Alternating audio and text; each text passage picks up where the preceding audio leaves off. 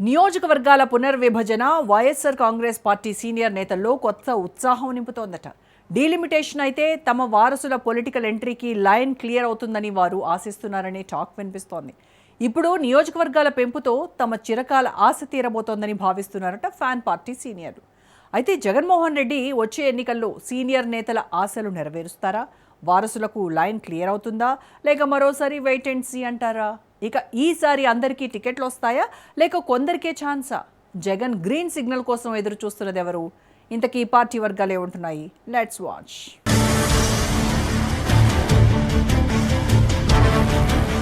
ఆంధ్రప్రదేశ్ రాజకీయాల్లో మళ్లీ కొత్త గేమ్ మొదలవుతోందా?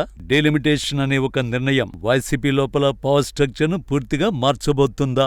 గత ఎన్నికల ముందు చాలా మంది సీనియర్ నేతలు తమ వారసులను రంగంలోకి దించాలని ప్రయత్నాలు చేశారు. కానీ ఆ సమయంలో వైసీపీ అధినేత ఒకే ఒక్క మాటతో ఆ ఆశలన్నింటికి బ్రేక్ పడింది.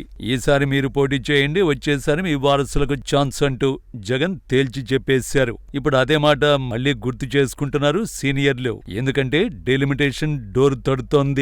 కొత్త నియోజకవర్గాలు వస్తే కొత్త టికెట్లు, కొత్త లెక్కలు, కొత్త రాజకీయ వారసులు. అయితే పార్టీ వర్గాల్లో వినిపిస్తున్న టాక్ ఏమిటంటే ఇప్పటికే కొంతమంది సీనియర్లు తమ వారసుల్ని రెడీ చేస్తున్నారట.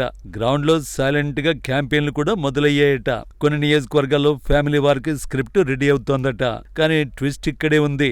జగన్ స్టైల్ అందరికీ తెలుసు. సర్వేలు, గ్రౌండ్ రిపోర్ట్లు, గెలుపు అవకాశాలు ఇవేవి లేకుండా టికెట్ ఎవరు హామీ ఉన్నా గ్యారంటీ లేదు, వారసులన్న టికెట్ ఫిక్స్ కాదు. ఇక అసలు ప్రశ్న, డీలిమిటేషన్ వస్తే వారసుల ఎంట్రీకి గ్రీన్ సిగ్నల్ పడుతుందా, లేక మరోసారి ఆశలు వాయిదా పడతాయా అనేది చర్చనీయాంశంగా మారింది.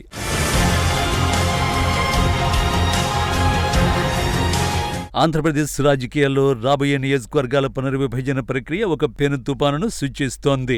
2029 ఎన్నికల నాటికి అసెంబ్లీ స్థానాల సంఖ్యను 175 నుండి 263కు పెంచాలనే కేంద్ర ప్రభుత్వ ఆలోచన రాష్ట్రంలోని రాజకీయ సమీకరణాలను పూర్తిగా మార్చేయబోతోంది.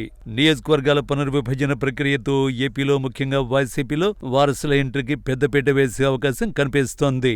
కొత్తగా ఏర్పాటయ్యే స్థానాలు, మహిళా రిజర్వేషన్ల కారణంగా సీనియర్ నేతలు తమ వారసుల్ని రాజకీయాల్లో తీసుకురావడానికి ఇది ఒక మార్గంగా మారుతుందని రాజకీయ విశ్లేషకులు భావిస్తున్నారు. డీలిమిటేషన్ ద్వారా అసెంబ్లీ, పార్లమెంటు స్థానాలు పెరగనున్నాయి. కొత్త నియోజకవర్గాల్లో పోటీ చేయడానికి వైసీపీలోని పలువురు కీలక నేతలు తమ వారసులను ప్రోత్సహిస్తున్నారు.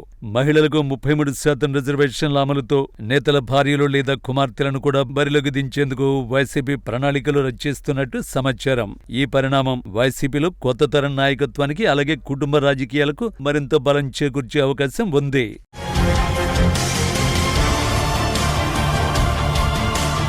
అసెంబ్లీ, పార్లమెంటు నియోజకవర్గాల పెంపు ప్రచారంపై వైసీపీ సీనియర్ నేతలు గంపెడాశలు పెట్టుకున్నారు. అసెంబ్లీ, పార్లమెంటు సీట్లు పెరిగితే తమ వారసులకు ఏదో ఒక టికెట్ దక్కించుకోవచ్చు అనేది వాళ్ల ఆలోచనగా పార్టీ వర్గాలు చెబుతున్నాయి. పార్టీలోని చాలా మంది నేతలు దశాబ్దాల తరబడి రాజకీయాల్లో ఉన్నారు.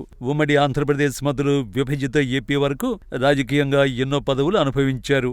ఎమ్మెల్యే, మంత్రి, ఎంపీ, ఎమ్మెల్సీ ఇలా అనేక పదవులు నిర్వహించిన నేతలు పదుల సంఖ్యలో ఉన్నారు. ప్రస్తుత పరిస్థితుల్లో ఇంతకు మించి పదవులు చేపట్టడానికి కూడా అవకాశం లేదు. ఎలాగో తమ రాజకీయ జీవితం చివరి దశకు చేరుకుంటోంది కాబట్టి తమ వారసులను పొలిటికల్ స్క్రీన్ పై చూడాలని చాలా మంది నేతలు ఆశపడు తాము కాస్త యాక్టివ్ గా ఉండగానే తమ వారసులను అసెంబ్లీలోనూ, పార్లమెంటులోనూ అధ్యక్ష అంటుంటే చూడాలని ముచ్చట పడుతున్నారట.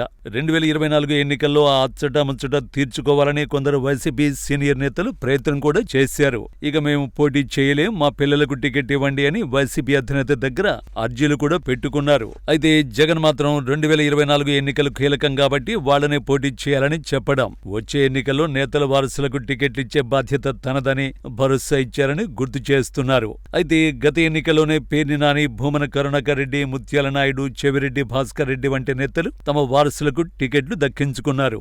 గత ఎన్నికల రిజల్ట్ ఎలా ఉన్నా వచ్చే ఎన్నికల్లో మాత్రం సీనియర్ నేతలు పోటీ నుంచి తప్పుకుని పెరిగే నియోజకవర్గాల్లో ఏదో ఒక చోట టికెట్ ఇవ్వాలని అధినేతను కోరే ఆలోచన చేస్తున్నారనే టాక్ వినిపిస్తోంది.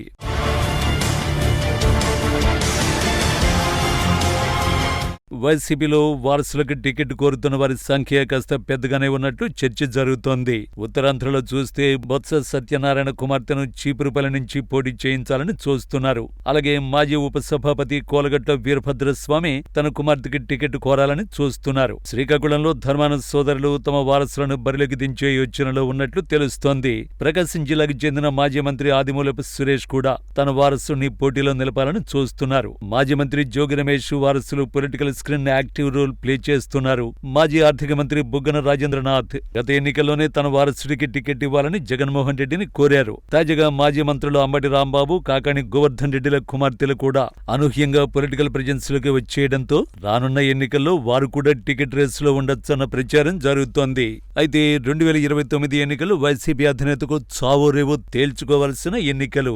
దీంతో కీలక స్థానాల్లో ప్రయోగాలకు వెళ్లకుండా తండ్రులే పోటీ పడితే మంచి రిజల్ట్స్ వస్తాయన్నది వైసీపీ హైకమాండ్ బలమైన అభిప్రాయంలో ఉందని అంటున్నారు పార్టీ నేతలు.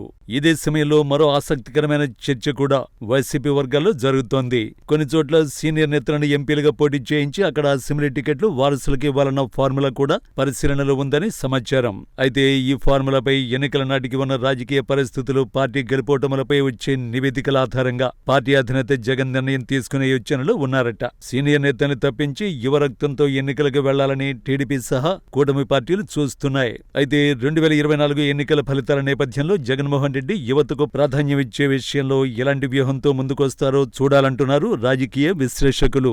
ఎన్నికల నాటికి మళ్లీ సీనియర్లకే ప్రాధాన్యమిస్తారా లేక వారసులకు అవకాశం ఇస్తారా అన్నది కాలమే నిర్ణయిస్తుందని చెబుతున్నాయి ఫ్యాన్ పార్టీ వర్గాలు.